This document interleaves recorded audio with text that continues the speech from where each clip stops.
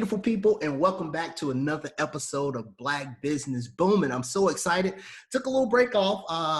Thank y'all for bearing with me. I'm back again, and I want to thank everybody who's watched an episode, who shared, commented, any of that. And I encourage you to like, subscribe, share, comment, and definitely go support and go back and watch all the interviewees that I've had on Black Business Booming.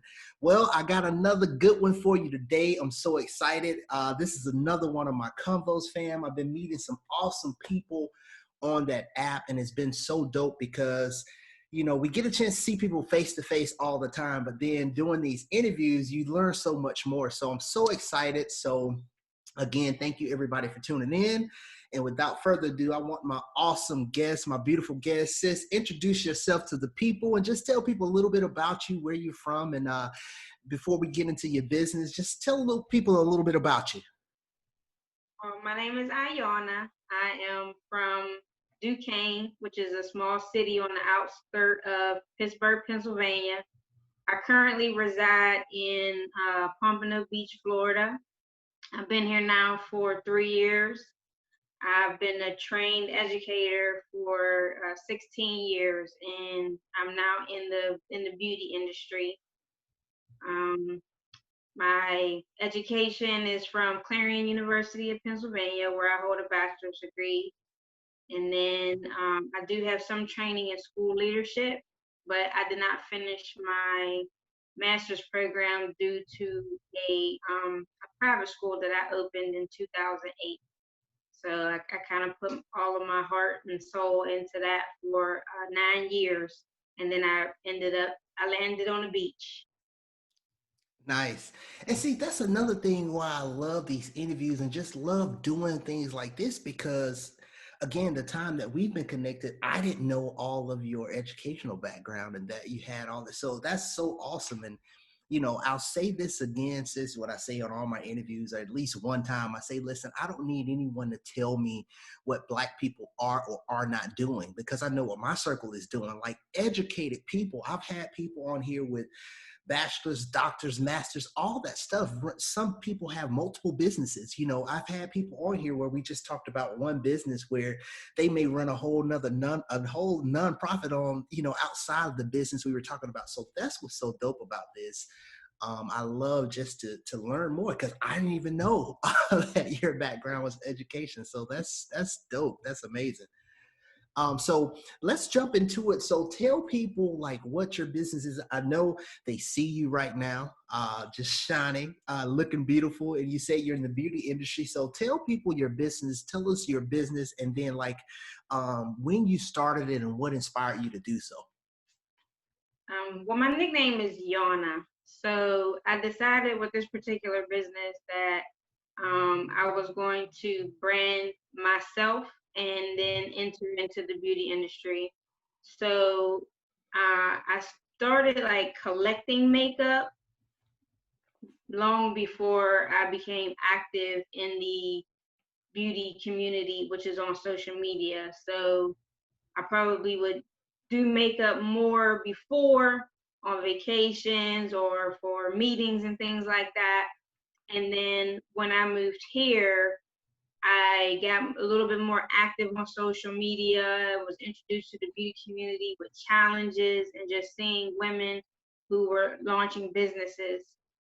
And I wanted to definitely open up another stream of income for myself, because being a single educator is just not enough to afford the lifestyle that many would love to live. I actually was going to try to become a makeup artist. I went to a school to kind of see how their program ran and decided that I like doing makeup on me, but I don't know if I trust these hands on somebody else's face necessarily. So I decided to go into real estate. And that's all of that diversity, just trying to get multiple streams of income. Everybody has a palette, everybody's coming out with lippies, and I saw what I felt was a open market for makeup brushes. I don't have to be a master makeup artist to sell makeup brushes. I don't have to be the best in the business to sell makeup brushes. and I felt like I could appeal to women who were, you know, learning how to do makeup, as well as those who were professionals doing it on others. And I felt like that market, I could put myself in that position and be successful with it. And I started the business. I registered the business as a birthday gift to myself, March last year, and I did not launch my website until November of Okay. 2019. So the business has like slowly but surely been growing since November of 2019. That's awesome. So tell everybody again. So what's the name of the business? The business is called Yana's Eyes, and the brushes, of course, can be used on your eyes or your face, but I I always begin with the bigger picture in mind. And so I would like to offer all kinds of products that focus on the eyes. Um, Always get compliments on how big my eyes are, or different people say things about my eyes. So trying to be a beauty influencer as well as an entrepreneur in the beauty industry, I kind of just wanted to focus on me, opening up myself to social media, to the world, because as a teacher, you're very restricted on what you should or could post Yeah. online. You always want to be the example. You don't want to jeopardize your career. And so I feel like, all this big personality that I have on the inside of me has kind of been like sheltered. And now that, I'm in another state, I'm no longer the executive director of a private Christian school. On top of that, I can kind of be a little bit more myself. And I think that being myself will help me to collaborate with certain businesses, open up streams of income there, attract certain clientele to be able to market to certain women who, are either in makeup or would like to learn how to get into makeup. So Yeah. That's awesome. And I really love that too because I love what you say about your personality because I think I tell people all the time, when you walk into your gift and your passion and you're authentically, unapologetically you, then the people who need you, the people who you can service will kind of come to you, like putting yourself out there like that. So I love that. So you talked about kind of opening up and doing something new, being in a different state. Um, and I don't know if that goes into it, but like, what's one of the most challenging things that you faced when you were starting the business? Like, what is one of those? Some of those challenges, maybe it may be multiple things, but some of the challenging things about starting a business. the biggest challenge for me was still being a full-time teacher. Trying to do business overseas, those hours are in the middle of the night. You got to stay up past 10 o'clock. But as a full-time teacher, oftentimes when I get home, grade papers, eat, shower, it's lights out. So Mm-hmm. a lot of times I had to like stall what I would do, or my communication with the vendor would be like real choppy. Um, Not making enough money to build capital in order to launch the brand the way that I really wanted to, was also a challenge. But just that exhaustion and stress of the classroom was overwhelming, trying to launch something else that I wanted to put more time and energy into, as well as you've seen some of my videos on Convoz, as far as like me doing voiceovers and TikTok videos and stuff like that. That profanity, or that little extra provocativeness that I do present online now, I couldn't do it. At one time, just with the little stuff that I was doing, that I was teaching middle school, they like spammed me. I became like the talk of middle school. All the kids were Right. sending their friends to my page to, like, some of them were not being respectful with their comments and creating fake pages. So it was just, I had to have a meeting with administration. It was just a lot of stress Yeah. trying to open up to who I am and still wake up every morning, go to school, and teach you social studies or English language arts. Right. Especially for middle schoolers, man. I mean, you're talking about like those puberty years and hormones raging and all these things. It's like, oh, Miss So and So, y'all seen this? Right. And I always thought that kind of related to teachers that were younger and more like their age. I always thought that they would find me boring because even in middle school, I can't really think of a teacher that interested me enough that I would be like wondering what they do on their free time or wondering, what they did in their personal time. But, that social media wasn't out whenever I was. Exactly. Yeah. Right. Yeah. And it's so different with social media these days, man. Oh my goodness, it's crazy. So now fast forwarding to now having the business going and running your business. What are some of the day-to-day challenges that you face in being an entrepreneur and running your business? Content and marketing. Whenever Right now while I'm creating content, I feel like I'm more introducing my who I am to the world versus promoting my products. Now I do try to keep a balance, but a lot of times people have to like you in order to support whatever it is that you're doing. And so trying to appeal to a certain target market that is interested in what it is that I sell and not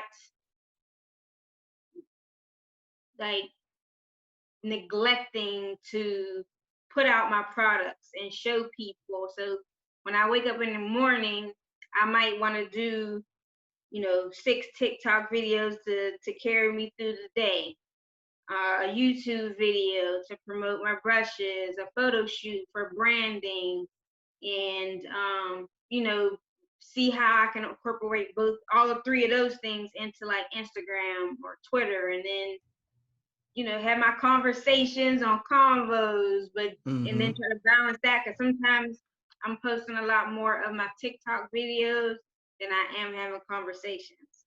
So it's like just trying to find a healthy balance of content and marketing. Yeah, yeah, and I think that's huge for any small business, especially. And when you're a one man, one woman show, content and marketing is like everything. So, I think that goes across the board. Now, in reverse or in contrast to that, like what are some of the most satisfying things, or some of the things that is just makes it all worth it in being in business, being an entrepreneur? Like, what is that thing that's like, you know what, this is why I do it? What are some of the most satisfying parts of being in business? It's not stressful. It's not killing me. I love it, even though it has its hurdles and it has its challenges. And I'm in control of my day to day. My work ethic is what drives me, and I'm not either dumbed down or held back by policies, politics, procedures of a different company. Not, you know, if there's something wrong with my business, then I'm responsible versus when, you're an educator or when you're working for another company, oftentimes the solutions to the problems end up causing the employee more stress and more of a burden. And even though, but I'm not selling out every time I order something, and I don't sell my goal number of sets per week. I'm happy. I'm enjoying it. I'm happy. The stress is very minimal, and I wake up loving what I do each and every day. That's awesome. And I think that's the beautiful thing about really doing what you're passionate about, or letting that passion ping you to your purpose and something that makes you happy, because it's when you have those tough times, it makes it worthwhile. It makes it, and I love that you said that you're happy, because oftentimes you don't hear that a lot of times with entrepreneurs or somebody running a small business. Sometimes it's other things that may be that answer. But I love that, and I think that leads back again to just following what you're passionate about. And it takes me into the next question. Like, for someone watching, is like, okay, wow, okay, so she was an educator and now she's doing that, and she says she's happy and this and that, and they're watching. What is some advice that you would give to that person who wants to start a business, or maybe they're just starting out, or they want to tap into entrepreneurship? What is some advice that you would give someone? Well, just taking a step back, entrepreneur has been with me. So I'm not like a new entrepreneur in education. I had a photography business for 10 years. In my summers, I would do weddings and graduation pictures, and even sometimes on the weekends, I might get parties and things like that I did, and do portraits for like musicians and models and stuff like that. And then, I wrote all the policies and procedures, and I founded and put together the private school that I ran for 9 years. So that entrepreneur spirit has just always been in me. Like, my mom's an Mm. entrepreneur, it still is my father. So a lot of times when people decide that they want to be an entrepreneur, it's normally because of the stress of their job, and they just don't want to be stressed out and bogged down with running somebody else's business, and they feel like they have what it takes to do their own thing. And that wasn't necessarily the case for me. I was a child whenever I dreamt of having a school, because the small city that I come from has like one of the worst public school systems. So my dream was always to return back to my community and start a school, and that's what I did. Um, the best advice that I could give to someone who is starting out is, first, be passionate about what it is that you do, and figure it out. There's so many people online that tell you they a master class at this, they can help you do this, they could start you with this, they can help you build this, but there will never ever be anything like building it on your own, because they figured it out 9 times out of 10 on their own. You'll respect yourself more as an entrepreneur. You will learn things that a class can't teach you. You will get to fail, dust yourself off, get back up again, versus feeling like somebody is holding your hand every step of the way, because people don't realize it. That makes you an employee still. You're still following someone else's lead in order to get done what you want to get done, versus that free library card. You know what I'm saying? Those free library classes. There's organizations out here that run courses, and sometimes, like for me, my education from college, even the graduate school, was all geared towards working for the public school system. And I took that information, plus my experience, plus my knowledge of my community, and I built something that nobody could, say that they, oh, we helped, we did this for her, we did, you know what I mean? The foundation was built before anybody came along and said, okay, well, let me sit you in front of these people. And I could tell my story with full confidence. So anybody that's looking to be a business owner, figure it out. Don't just like go to somebody who has, you know, been in business for 3 years, feel like they have something to offer, because their goal is to make money off of you, and they can only take you as far as they have gone. Now, if you could get next to chameleonaire or a Oprah Winfrey who they're set, they're where they are, and only thing can just improve. Oh, sit down with them. But as far as just like those, I don't want to knock anybody's hustle. I'm just saying my advice would be figure it out on your own and get that respect and that experience and that knowledge for yourself. I love that. It's almost like put in work, put in that work, especially you're doing something that you made the decision, the conscious decision that this is what I want to do. And it becomes your baby. It's like put in work. It doesn't, you don't have a baby and they graduate high school tomorrow. It takes Yeah. years and things going on. So I love that. I love that. So pick up on those gems, y'all. So what's next for your business? What's next, or what's on the horizon for you and your business? Well, I'm trying to build myself as a brand so that certain people will trust me enough to put their product in front of other people and become a paid influencer. As far as my website, I'm trying to set myself apart with more I want to say like my packaging. I want to set my packaging apart from other entrepreneurs as well as create and design my own brush sets and probably come out with those, 2 to 4 times a year. I've started the process and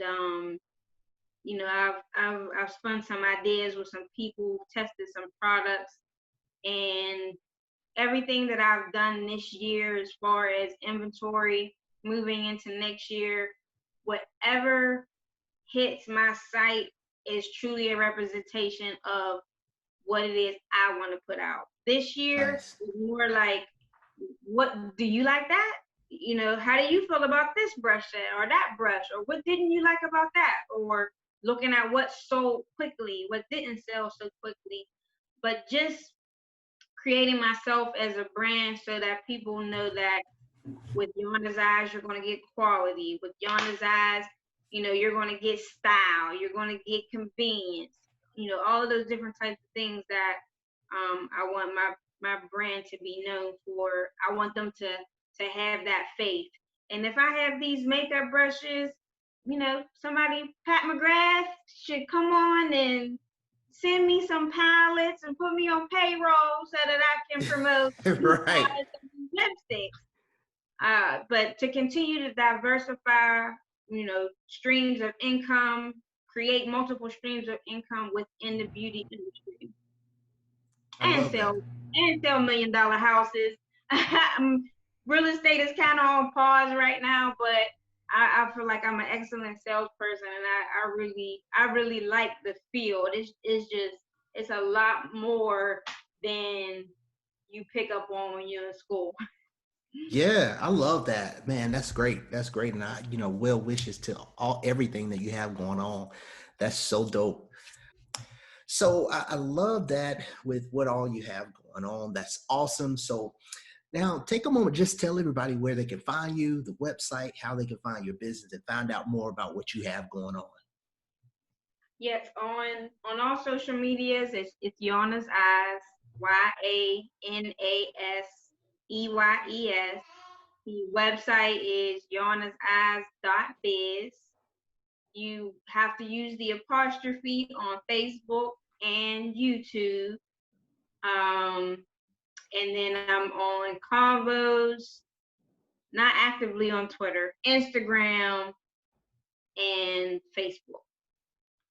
Awesome, awesome. And of course, y'all make sure y'all check out the description below. I'm going to make sure I put all that information in there with links so you can check out this awesome business. Since anything else you want to leave the people with? Just that Yana's Eyes is a growing brand. We have some amazing brushes. Treat your favorite makeup artist or your favorite makeup lover. If you're interested in getting into makeup yourself, we have, some products that'll be amazing for beginners. a lot of the, or quite a few of the sets will be discontinued to make room for some new and exciting custom styles. So you can check out the website, and those discontinued products are at a reduced price right now. You can order them now, maybe have them by the new year to apply your glitter and everything, which is also available on the site. And just follow me on all social media platforms. Show your girls some love. And thank you for in advance for your support. Yeah, definitely. And I definitely want to encourage people to do that because again, we talked about earlier your personality and just being you, and that's one thing I love people who's high energy like I am. So love that. And thank you so much for taking the time to do this interview with me today. I definitely appreciate it. Always good when I can have another person that I met on Convoz on here. So I thank you so much and wish you the best with everything going on with your business. Thank you. Thank you for the invite. You know, I like being able to talk, market myself, and you know, converse with good people. Yeah, for Thank you sure. for always being encouraging and motivating on your convos. And again, thank you for the invite. Yeah, no problem. No problem. And again, I encourage all of you to like, share, subscribe, support all of the businesses and people that I've interviewed on Black Business Booming. Again, I appreciate everybody who's checked out an episode. Like, comment, share, subscribe, and we'll see y'all next time on another episode of Black Business Booming. Peace.